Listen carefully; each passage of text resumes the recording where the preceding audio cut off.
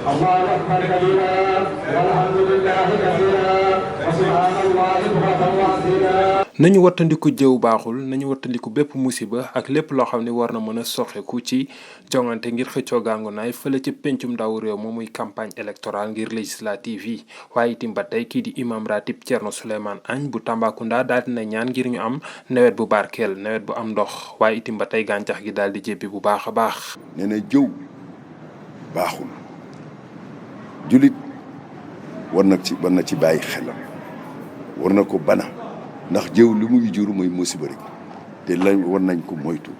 nee na tamit lu muy gën a souhaité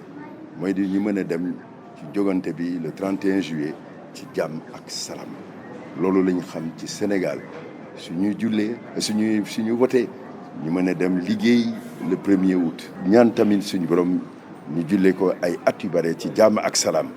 di ñaan tamit ñu am nawet bu baax ñi nga xam ne du andi ay difficulté ay jafe-jafe. ak Benno bi nga xam ni jot nañ ko saytu ci jamono jooju nga xam ni waa Benno Bokk Yaakaar mouvance présidentielle ñu ngi amal seen installation comité électoral daal dina feeñ ci grande mosquée bu Tambacounda ñoom ñëpp daal di teew toog ngir déglu xutbab imam ratib Thierno Souleymane Agne ci jullib